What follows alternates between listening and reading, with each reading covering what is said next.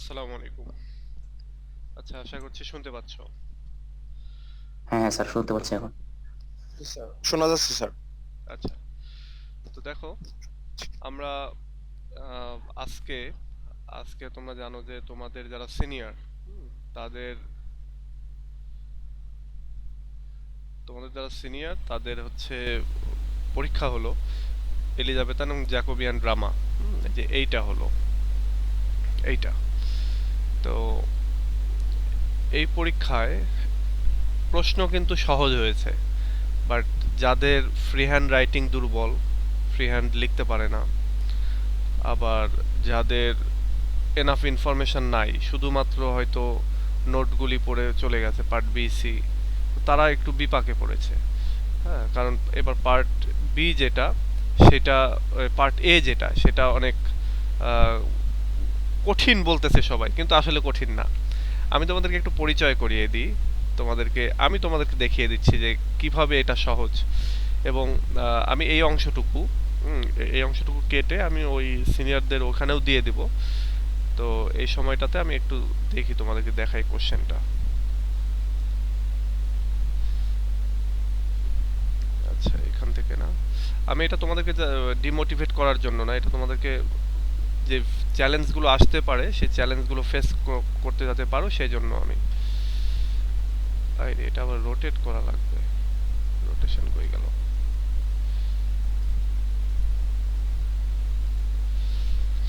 ওকে, দেখো, আমি প্রথমে এখান থেকে আসি। এই কোশ্চেনটা যে ইজি হয়েছে, হ্যাঁ, তো এটা হয় যে আপনি তো টিচার, আপনার মনে হবে যে এটা ইজি। আমি তো স্টুডেন্ট, আমি জানি যে এটা আসলে কঠিন আমার জন্য। আর ম্যাক্সিমাম স্টুডেন্টদের জন্যই কঠিন, সবাই বলতেছে, তার মানে এটা কঠিন। আমি স্বীকার করছি যে এটা তুমি অ্যাজ এ স্টুডেন্ট তোমার কাছে এটা কঠিন লাগতেছে। আমি না হয় হচ্ছে অনেকবার পড়েছি, যার জন্য আমার কাছে এগুলো এখন ইজি মনে হচ্ছে। এটা আসলেই তাই, এটাই সত্য। তবে এখানে কিছু কিন্তু থাকে। কিন্তু জিনিসটা এরকম, ধরো আমাকে একজন যেমন বলতেছে যে, একজন না, অনেকজন বলতেছে যে পার্ট এ তে আমি একটাও কমন পাইনি। এখন ভাই একটা জিনিস দেখো, what is the spirit of renaissance, এটা তো ভাই সেকেন্ড ইয়ারের রেনেসাঁ যুগের বৈশিষ্ট্য পড়েছিল না? ওইটাই তো এটা, ওইটাই তো এটা, যে রেনেসাঁ যুগের বৈশিষ্ট্য কি?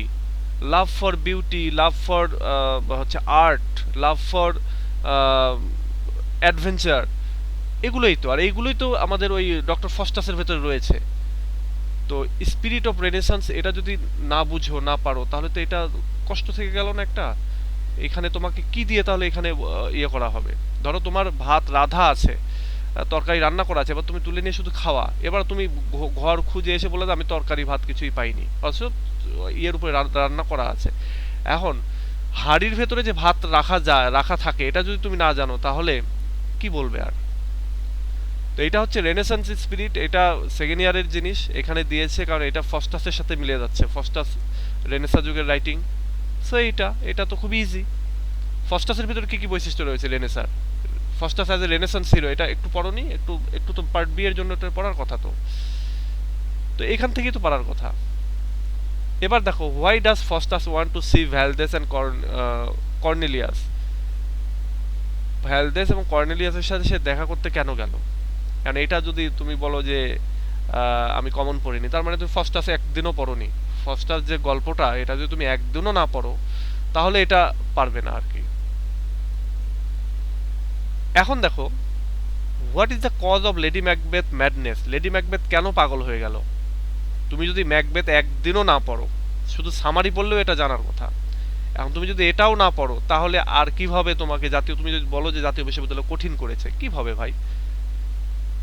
এখানকার মেইন কয়েকটা ঘটনাই তো এই, একটা হচ্ছে যে ম্যাকবেথ লাস্ট মানে পাগল হয়ে যাবে গিল্টির একটা ফিল থেকে।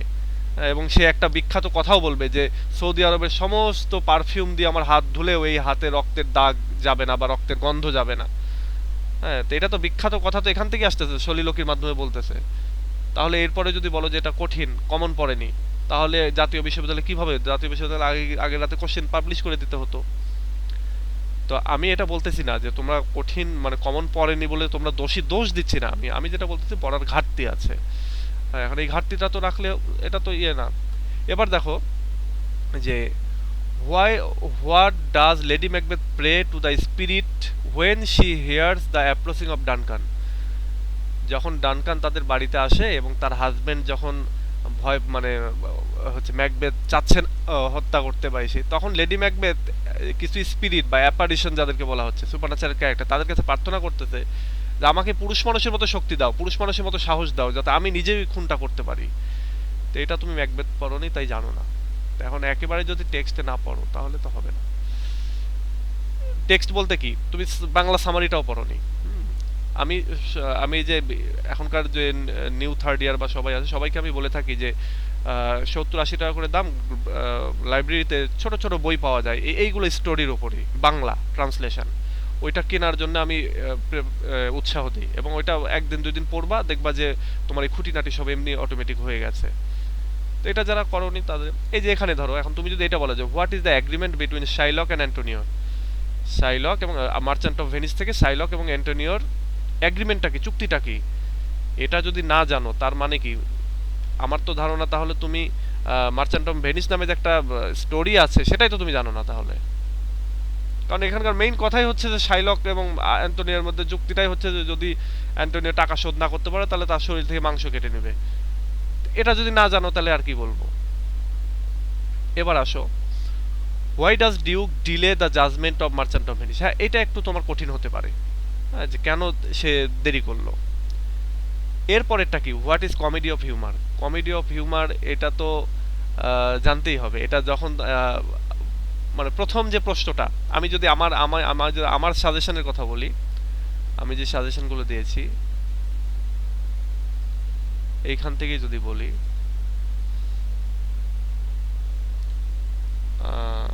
এই যে কমেডি অফ হিউমার এবং ডার্ক কমেডি, এটা যদি পড়ো তাহলে তো এখানে তো ব্রড কোশ্চিন পড়লেই তো, ব্রড কোশ্চিন থেকেই তো এটা চলে আসছে, নাকি এটার জন্য কি আলাদা করে আবার প্রশ্ন ইয়ে হবে? ব্রড কোশ্চেন পড়েছো মানে তো এখান থেকে কমন পাবা ওখানে, তাই না?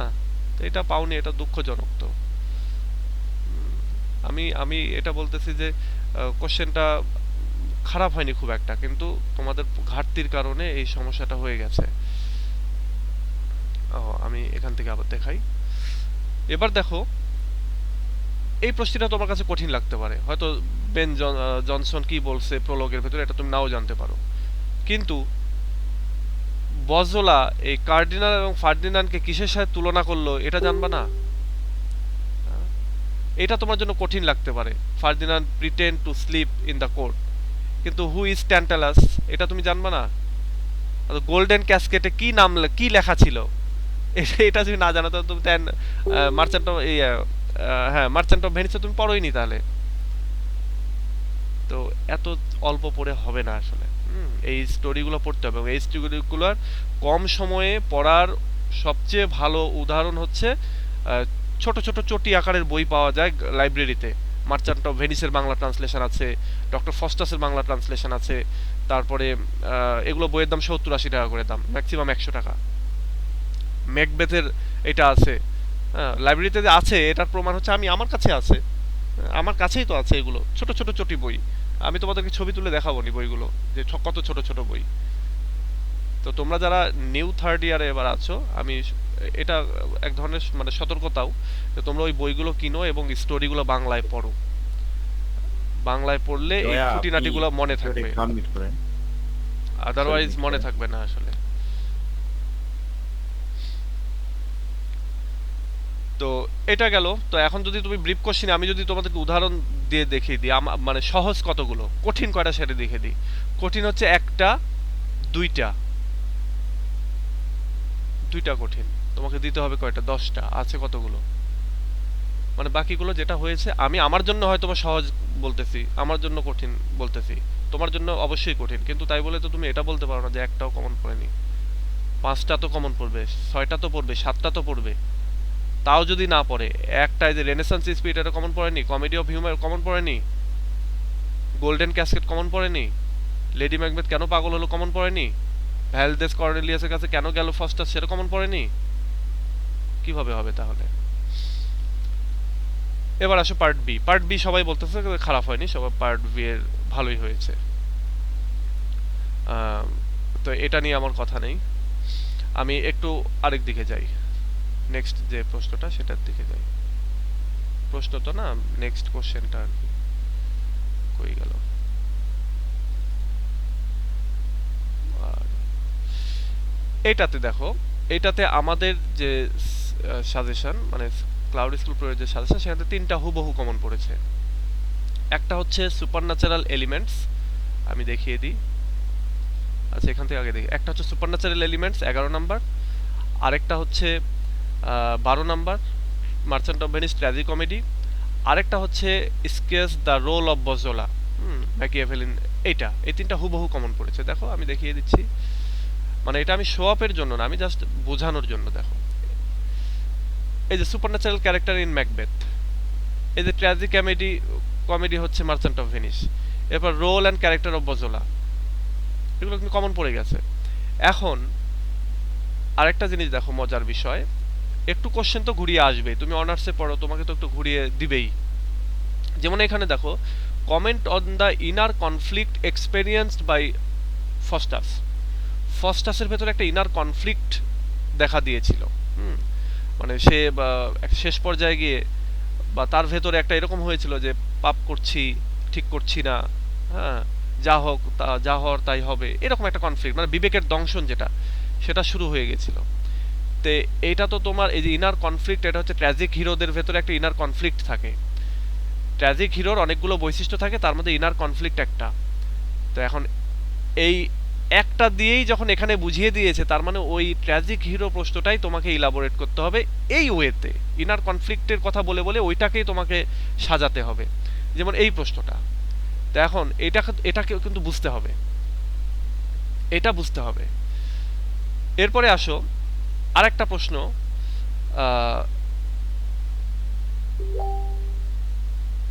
ধরো এই যে discuss the theme of avarice in Volpone. ভলপনের ভেতরে আমরা দেখতে পাবো সবাই খুব লোভী, সবাই সম্পদ চায়, ভলপনের সম্পদটা কেড়ে নিতে চায়। তো ওইখানে তো থিম অফ অ্যাভারাইজ, অ্যাভারাইজ মানেই লোভ, তো এটা তো খুবই কমন। হ্যাঁ, তাহলে এই দুইটা আর এবং হুবহু তিনটা, তাহলে তো পাঁচটা হয়েই গেল। এরপরেও আছে, যদি তুমি মার্চেন্ট অফ ভেনিস পড়ো, তাহলে এখানে দেখবা পুরোটাই ফ্রেন্ডশিপ অ্যান্ড লয়্যালটি সম্পর্কে। তো যারা একটু ফ্রি হ্যান্ড লিখতে পারো, তারা একেবারে দেদারসে এটা লিখে দিয়ে আসতে পারবা, 5-6 পেজে, 10 পেজ বললে 10 পেজে লিখে দিয়ে আসতে পারবা। হোয়াট ইজ ড্রামাটিক আইরনি, এটা একটু কঠিন। আইরনি মানে কি, যা হওয়ার হবে চিন্তা করা হয় কিন্তু আর উল্টাটা হয়, তাই না? তুমি একটা জায়গায় চিন্তা করতেছো যে আমি গিয়ে ওখানে হেভি পোস্ট পাসে থাকবো, গিয়ে দেখা যায় তুমি আছাড় খেয়ে পড়ে গেলা, সবার সামনে হাসির পাত্রে পরিণত হয়ে গেলা। তো ভলপনের মধ্যেও এরকম ড্রামাটিক আইরনি রয়েছে। কেমন ড্রামাটিক আইরনি? সবাই সম্পদ চাচ্ছে, হ্যাঁ, যার সম্পদ চাচ্ছে আলটিমেটলি সে নিজেও ওটা ভোগ করতে পারতেছে না, হ্যাঁ, বা হচ্ছে বজলা, মস্কা, মস্কা সে নিজেও ওইখানে বিশ্বাসঘাতকতা করতেছে। তো এটা না হয় ধরলাম কঠিন। ইমেজারি, ডাসেস অফ মাল্পির ভেতরে ইমেজারি, এখানে জাস্ট এখানকার সোশ্যাল পিকচার এগুলো পড়লেই কিন্তু ইমেজারি পারার কথা। ধরো এখানে আছে, আমরা এখানে প্রশ্ন দিয়েছি হচ্ছে ডাসেস অফ মালফি থেকে করাপ্ট সোসাইটি, এখান থেকে তুমি ইমেজারি পেয়ে যাবা। মালফিকে কিভাবে গ্লোরিফাই করা হয়েছে, তার কিভাবে প্রশংসা করা হয়েছে, এখান থেকে তুমি ওই ইমেজ পেয়ে যাবা। কিন্তু এইগুলো ওই জন্য পড়তে হয়। এখান থেকে 10টা প্রশ্ন হয়তো এখানে আছে, হয়তো ধরো তোমার 15টা প্রশ্ন, 10টা ভালো করে পড়তে হবে, বাকি 5টা যে একবারে ফেলে দিবা তা না, ওটাও তো দেখে দেখে যেতে হবে। হয়তো ওগুলা ফ্রি হ্যান্ডে লিখতে হবে, এরকমটা করতে হবে। আর থার্ড ইয়ার ওটা তো free hand must, free hand ছাড়া থার্ড ইয়ার তুমি চলাফেরা করা যাবে না। ধরো তোমার বয়স হয়েছে, বড় হয়েছে, আর তুমি বাজারে পাঠানো হলে তুমি বাজার করতে পারলা না, এটা যেমন মেনে নেওয়া যাবে না, ঠিক তেমনি ফার্স্ট ইয়ার সেকেন্ড ইয়ার কাটিয়ে এসে থার্ড ইয়ারে যখন তুমি পড়তেছো, তখন তুমি ফ্রি হ্যান্ড যদি লিখতে না পারো, তাহলে ওই বাজার করতে বাজার করতে পারতেছো না, তোমার বয়স 20 বছর, এটা যেমন মেনে নেওয়া যায় না, ঠিক তেমনি এটাও মেনে নেওয়া যায় না যে থার্ড ইয়ার ওঠার পরেও এই সমস্যাটা হচ্ছে। কারণ কি এই সমস্যাটা হওয়ার? প্র্যাকটিস নাই, প্র্যাকটিস করতে হবে। যা তুমি পড়তেছো সেটাই তুমি ইংলিশে লেখার চেষ্টা করো। হ্যাঁ, তুমি বড় প্রশ্ন পড়তেছো, তুমি ছোট করে লিখো, প্যারাগ্রাফ লিখো। এসে এসে টাইপের প্রশ্ন পড়তেছো, ব্রড কোশ্চেন পড়তেছো, ওটাই ছোট করে লেখার চেষ্টা করো। যা পড়তেছো তাই লিখো। এরকম 6টা 7টা মাস একটু চেষ্টা করো, তারপরে সারাটা জীবন তুমি ফ্রি হ্যান্ড লিখতে পারবা। বেশি বেশি ওয়ার্ড মিনিং মুখস্থ করতে হবে। হ্যাঁ, যেমন এই যে ধরো এখানে অ্যাভারাইজ, অ্যাভারাইজ মানে অনেকে, আমি জানি অনেকেই জানে না, হ্যাঁ, অনেকেই জানে না। তো এখন এই অনেকেই যে জানলো না, তাহলে এটা কি একটা ভোকাবুলার একটা ওয়ার্ডের মিনিং এর জন্য আটকে গেল না? এত বড় এত সুন্দর একটা প্রশ্নের অ্যান্সার সে করতে পারলো না। আমরা অ্যাভারাইজ বাদ দিলাম, থিম অফ ভল্পন এটাই যদি আসে, যে ডিসকাস দ্য থিম অফ ভল্পন, তাহলেই হয়ে গেল। ভল্পনের থিমটাই হচ্ছে ওখানে লোভ, সম্পত্তির লোভ, হ্যাঁ, টাকা পয়সার লোভ, সম্পদের লোভ। অ্যাভারেজ বাদ যদি দেই তাও তো হয়ে যায়। তো যাই হোক, এটা এটা সবারই বলতেছে যে এখানে ভালো হয়েছে, তো এটা নিয়ে কথা নাই। পার্ট বি, এখানেও সবাই বলতেছে ভালো হয়েছে, কারণ এখানে আসলে কমন আসছে। এই জায়গাটাতেও কমন আসছে, কিন্তু তোমরা ওভাবে মানে ওই দৃষ্টিতে দেখো নাই। যার জন্য এটা মনে হয়েছে কম। এই যে এখান থেকে যদি দিতে হবে কয়টা, 10টা, এখন তো কয়েকটা তো এমনি আমি দেখিয়েই দিলাম। যে হু ওয়াজ ট্যান্টালাস, এটা তো একটা ক্যারেক্টারের নাম, তাহলে এইটা আমরা জানবো না এটা হইলো। এটা যদি আমরা হচ্ছে স্টোরিটা জানি, স্টোরির ভিতরে কি কি ক্যারেক্টার আছে, যখনই আমরা ড্রামা পড়বো, ড্রামাতে তো কি কি ক্যারেক্টার আছে সেগুলো তো আমরা মেইন ক্যারেক্টারের একটা সূচি দিয়ে দেই না? আমি তোমাদেরকে যে লেকচার শিট দিচ্ছি, সেগুলো যখন ড্রামাতে যাব তখন দেখবা যে আমি এগুলো দিয়ে দিচ্ছি, যে ক্যারেক্টার কোনগুলো। তো এইগুলো আসলে আহ, পড়তে হবে, জানতে হবে। হ্যাঁ, এগুলো জানলে তোমাদের আর এগুলোর জন্য ওই যে আমি যেটা বললাম, যে ছোট ওই বইগুলো কিনো এবং স্টোরিগুলো পড়ো, তাহলে তোমরা অনেক ভালো জানবে। ওকে, তোমাদের কোনো কোশ্চেন থাকলে বলতে পারো, যে এই কোশ্চেন সম্পর্কে বা এই থার্ড ইয়ারের পরীক্ষা পদ্ধতি সম্পর্কে।